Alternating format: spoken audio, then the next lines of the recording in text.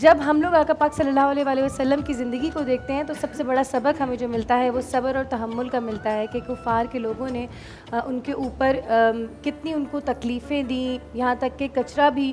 کفار نے ان کے اوپر پھینکا، مگر آقا پاک صلی اللہ علیہ وسلم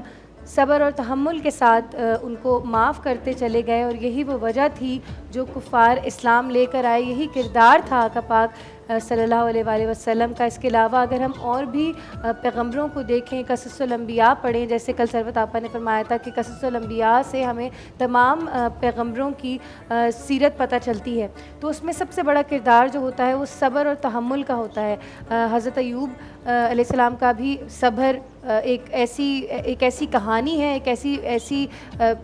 ایسا لیسن ہے جس سے ہم بہت کچھ سیکھ سکتے ہیں، بالکل ایسا ہی ہے۔ تو صبر اور تحمل ایک ایسی چیز ہے جو آج کل کے زمانے میں ہم سب میں بہت کم ہو گئی ہے۔ ہم روڈوں پہ اگر کسی کو گاڑی چلاتے ہوئے دیکھیں تو مجھے لگتا ہے کہ ہم سب آپس میں لڑنے کو دوڑ رہے ہوتے ہیں۔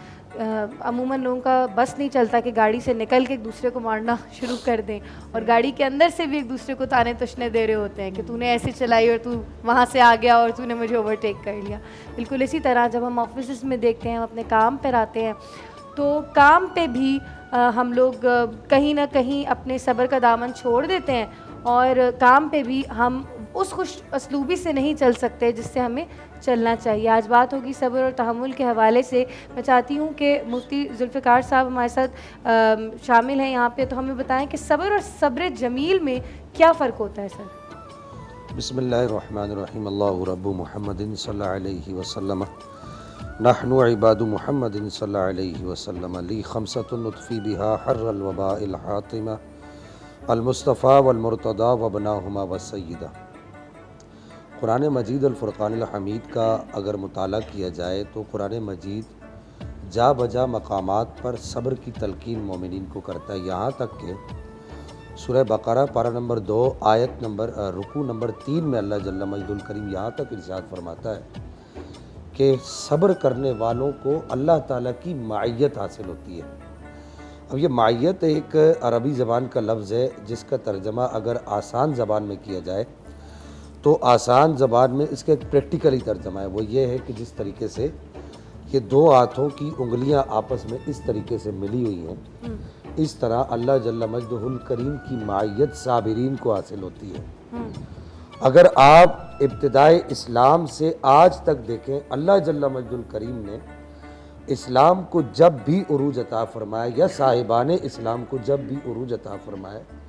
تو وہ صبر پر ہی عطا فرمایا، اور صبر کے دامن کو تھامنے سے ہی اسلام کو عروج ملا ہے۔ اس کی سب سے بڑی مثال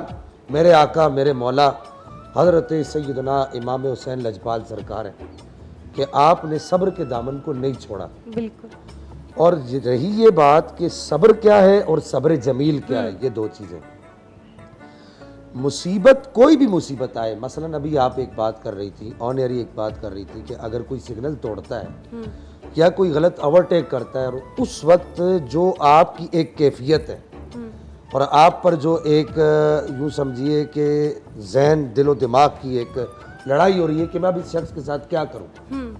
قصور بھی میرا نہیں ہے، اس وقت جو آپ کی کیفیت ہے، اس کیفیت کو بھی مصیبت میں شمار کیا جاتا ہے کہ ظاہر ہے کہ آپ ایک عجیب و غریب خلجان کا شکار ہیں، اضطراب کا شکار ہیں۔ اس وقت جو آپ کی ان کیفیات کو دبانا اور سامنے والے کے لیے ایک اچھی نیت رکھنا، ٹھیک ہے میرا بھائی ہے، اگر اس سے غلطی ہو گئی ہے تو میں اسے معاف کرتا ہوں۔ مصیبت کے آتے ہی جو صبر کیا جائے اسے صبر جمیل کہا جاتا ہے۔ صحیح ہے۔ یعنی مصیبت کے ابتدائی لمحات میں جو آپ صبر کرتے ہیں، اپنی طبیعت پر اس مشکل کو برداشت کرتے ہیں، اسے صبر جمیل کہا جاتا ہے۔ اور یہی جو صبر ہے، اسی صبر پر اجر ہے۔ یہ بات یاد رکھیے گا